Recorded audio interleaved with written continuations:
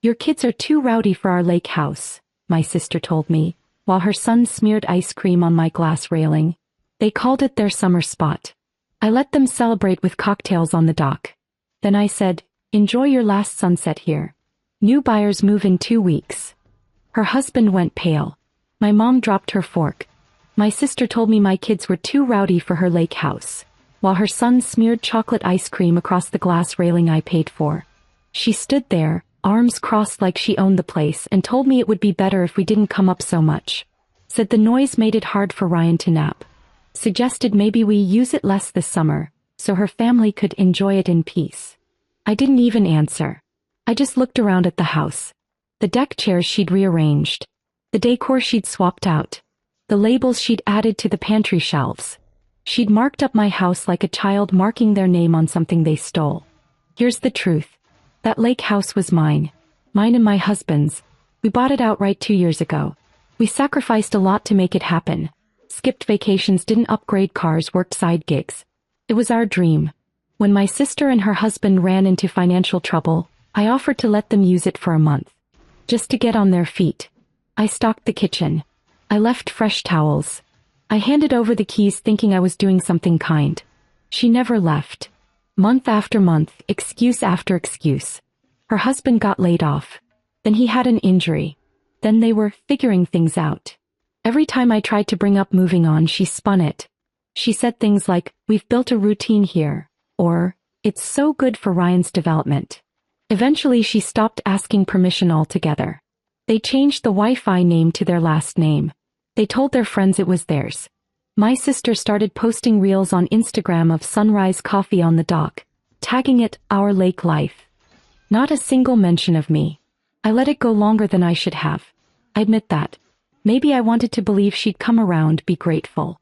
But she wasn't. He got comfortable. And then that day, the day she told me my kids were too rowdy for my own house, something snapped. I grilled dinner like nothing was wrong. I handed her a drink. Let her and her little lake clique lounge on the dock, clinking glasses and giggling like this was all hers. Then I said it clear and calm. "Enjoy your last sunset here. The new buyers move in 2 weeks." Her husband went pale. My mom dropped her fork. My sister just blinked. Thought I was bluffing.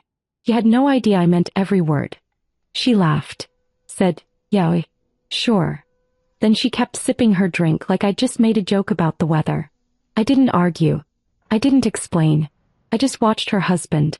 He was already sweating. He knew me better than she did. I cleared the plates after dinner while she and her friends stayed out on the dock, passing around a Bluetooth speaker and another round of margaritas. Nobody offered to help. My mom wandered inside and gave me a look like she wanted to say something but didn't. She was starting to understand. My sister didn't ask me any questions until the next morning. I was packing up our things when she came into the kitchen in one of my old sweatshirts.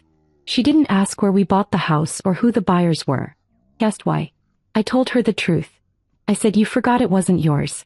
You took advantage and you treated us like visitors in something we built. I'm done letting you act like you're doing us a favor by squatting here." Her mouth opened, but I kept going. I said I'd already signed the papers. A couple from Asheville. All cash. Fast close. They were moving in before the end of the month. That's when the screaming started. She said I was abandoning family. That I'd thrown her out in the middle of a crisis. That I was jealous because she had built memories here and I didn't want to see her happy. I let her rant. When she threatened not to leave, I told her she'd have 2 weeks to get her things out before the closing date. That was generous. She didn't believe I'd go through with it. Until the for sale sign showed up. I put it up even though the place was already under contract. Just to make a point. She called me 5 times that day. I didn't answer. Then my mom started calling. Then our aunt.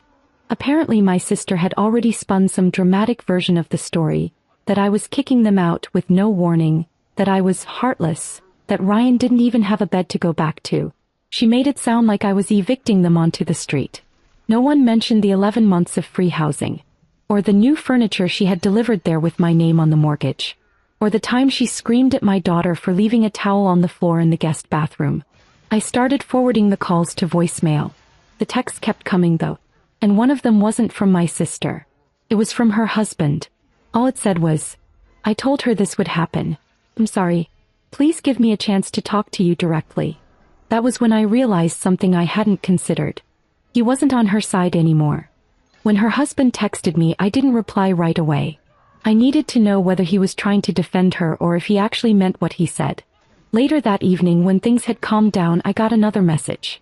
She never told me you were still paying the property taxes. Or the insurance. She said you gave us the place. I only found out when the buyer's inspection notice came in the mail. I stared at the screen for a full minute. She told him I gave them the house. And he believed it. That explained everything. Why he walked around like he belonged there, why he'd installed that ridiculous satellite dish on the roof without asking, why he never once thanked me. She fed him a lie and he built his life around it. I finally called him back. We didn't talk long. He sounded tired. Said he was sorry for the way things played out. Told me he felt stuck. That he wanted to get things right before it all fell apart. I didn't ask what that meant. I didn't want to get dragged into their mess. I said 2 things. You have 10 days. If you're not out, I'm calling a moving crew and the sheriff. He didn't argue. He just said he understood. And then for a few days, silence. No calls. No texts. No updates. Until my neighbor sent me a picture. My sister had strung up a banner over the dock that said summer forever. She was throwing a party. A full-blown farewell bash. Only it wasn't a farewell for her. She called it Lake Weekend, season opener. There were coolers, jet skis, lights on the deck. People I didn't even know were swimming off my dock, using towels from my linen closet. I didn't call her. I didn't tell her to stop. Instead, I drove up there. When I pulled into the driveway, a couple I'd never seen before waved at me from the hammock. Someone was grilling in the backyard. It looked like a rental house. Inside, music was blasting and kids were running barefoot through the kitchen. The whole place smelled like beer and sunscreen. I found my sister in the living room, barefoot, laughing, holding a glass of wine. She froze when she saw me. I just said, "You've got 7 days left. Use them wisely." Then I turned around and left. The next morning, she posted a long caption under a photo of her and Ryan on the dock. It said, "Sometimes people will betray you when you need them most. Family should never be transactional." The comments were full of sympathy. "You deserve better. Some people just don't understand loyalty. That's not what family does." I didn't reply. I didn't explain. Because in 7 days they'd be gone. One way or another. I gave her exactly 7 days. Not one more.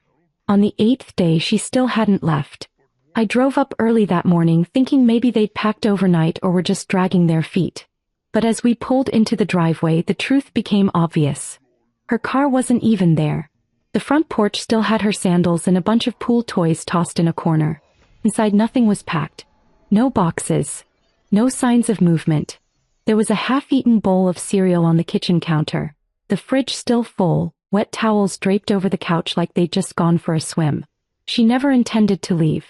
On the counter, I found a note, written in thick black Sharpie on the back of a takeout menu. "We'll be back tomorrow.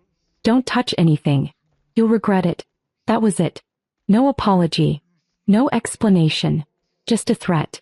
I called the locksmith right after that. He came within the hour. Changed every lock on every door, even the sliding glass one that opened to the deck. When he asked if I wanted new keys for the garage too, I didn't even hesitate. We boxed up everything they'd left out. Clothes, toiletries, junk they scattered everywhere. Nothing valuable, mostly just stuff she'd probably grabbed at Target. Her son's Legos were all over the living room rug. She never made any effort to keep things clean, even though she treated the place like her own personal retreat. I stacked every box in the locked garage and took photos. I wasn't doing this messy. By afternoon, the place finally felt like mine again. Quiet, clean, filled. At 5:42 p.m., her car pulled into the driveway. I watched from the living room window. She got out first. Slammed the door so hard the side mirror shook. Her husband followed her, slower, not saying anything. She marched up to the front door and tried to open it like nothing had changed. When it didn't budge, she froze for a second. Then she started banging on it, full fist. "Open the door." No, I didn't. Instead, I opened the upstairs window and told her calmly that the locks had been changed, and she had no legal right to the house. Her stuff was in the garage. That was it. She exploded, screaming that I was heartless, that I was throwing her kid into the street, that I'd ruined the only place that had ever felt like home to her. I said nothing. Just went back downstairs and called the police. The moment the officers pulled up, she flipped her entire tone. Suddenly she was the victim. Her voice cracked as she told them I'd blindsided her. That I was her sister and I was kicking them out with no warning. That they'd been living there with her blessing for over a year. One of the officers asked if she had a lease. He didn't. Nope. He turned to me. I handed him a copy of the property record and the signed sale agreement. She went quiet. They told her very calmly that she had to leave the premises. That if she didn't, it would be considered trespassing. She tried to stall. Said Ryan needed to go to the bathroom. Said they didn't have gas. Said they'd be back with a lawyer. I told the officers she could take whatever was in the garage.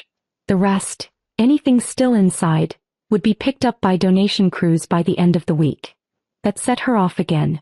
He called me a monster. Said I was tearing apart a family. That I was jealous of her. I stayed silent. Her husband didn't say a word. Just helped her load the boxes into the car. Ryan stayed in the back seat, headphones on, completely unaware. 20 minutes later they were gone. The driveway was finally empty. I walked back inside, shut the new door and stood in the living room for a long time. It didn't feel like a victory. Not yet. But it felt finished. At least I thought it was. But 2 days later my phone started lighting up again. Aunt Marie, Uncle Dave, even my dad, who hadn't spoken to me in months, suddenly had questions. Apparently my sister had made her next move. The first call came from Aunt Marie. I let it go to voicemail. She called again, then texted, "What happened up at the lake house? Your sister's been through enough already." Then came Uncle Dave. "Throwing family out on the street? Really? After everything she's done for you? Done for me?" I hadn't asked her for anything. She was the one who begged to stay. But the real hit came when my dad called. I hadn't spoken to him in over 6 months. Not since he bailed on my son's birthday and said he didn't feel like dealing with family drama. Now suddenly he had plenty to say. He left a long voicemail. Said I'd gone too far. That my sister was distraught and devastated. That I'd damaged the family. He didn't ask me why I did it. Didn't ask for my side. Just scolded me like I was a teenager again. I didn't bother responding. I already knew what happened. She'd made her move, her final play. She told everyone I evicted her with no warning. That I showed up one day, changed the locks and dumped her stuff in the garage while she and her son were out getting groceries. She claimed I sold the house just to spite her. And of course she left out every detail that made her look bad. She never mentioned the 11 months of free living. The parties. The disrespect. The way she told me to stay away because my kids were too noisy. None of that made it into the story. She painted herself as a struggling mother who had finally found a safe place to raise her son. Until her bitter sister took it all away. And the worst part? People believed her. Cousins I hadn't spoken to in years started posting cryptic quotes on Facebook. Things like, "Family should lift you up, not push you out," and, "Some people don't understand what loyalty means until they lose it." Even my mom started acting strange. I called her just to check in and she kept the conversation short. She didn't say anything directly, but I could tell. She'd taken my sister's side too. I asked her one question. "Did she tell you the house was hers?" Silence. Then she said, "I just don't think this needed to turn into a war." That was all I needed to hear. They all chose their side. Not based on truth. Not based on facts. Just based on the person who cried louder. I talked to my husband that night. Told him I was done. Not just with her, with all of them. The whole side of the family that sat in silence while she took advantage of us. And then called me the villain when I finally set a boundary. He asked if I was sure. I said I'd never been more certain. I opened my laptop and pulled up the real estate listing I'd saved a month earlier. A different state. A different lake. New schools for the kids. A fresh start. The next morning I put our main house on the market. They could keep their stories. Their drama. Their sympathy for someone who never earned it. I was done playing the villain in someone else's fairy tale. When the moving truck pulled away from our driveway, I didn't look back. We'd sold both properties. The lake house was already gone, and the house we raised our kids in was listed for less than a week before someone snapped it up. The market was hot and I didn't hesitate. We left the state 2 weeks later. My husband got a remote work deal that made the transition easy. The kids were excited, thankfully. They thought it was an adventure, and honestly that helped more than they'll ever know. I didn't tell anyone in the family we were leaving. Not my sister, not my mom, not even the relatives still pretending to be neutral. I didn't send a goodbye text, didn't share a forwarding address. Just disappeared. Some of them found out eventually. One of my cousins texted me a screenshot from a group chat with my sister. She had posted a picture of our old house with a for sale banner across the front. The caption said, "Guess she's running from the guilt." I laughed when I saw it. He was still trying to spin it. Still painting herself as the abandoned one, the betrayed sister. Still acting like I had done something cruel. Let her. Let them all believe whatever made them feel better. Because for the first time in years I had peace. The new town didn't know me as the one with the dramatic sister. No one whispered about what happened at the lake house. I wasn't the villain in anyone's story here. I was just Stephanie. We found a smaller home near a quiet lake. Not fancy, not oversized, just ours. The kind of place where we could sit on the porch in the evening and not worry about someone else treating it like theirs. And maybe the best part? My kids could run, yell, laugh, play music, whatever they wanted without being told they were too rowdy. Because this time no one was going to take anything from them. No one was going to walk into something we built and act like they owned it. I don't check in on my sister. I don't need to. People like her don't change. They just move on to the next person to drain. And if the rest of my family wants to believe her story, let them. I've got my own now. One that doesn't include any of them. And you know what? It's better this way.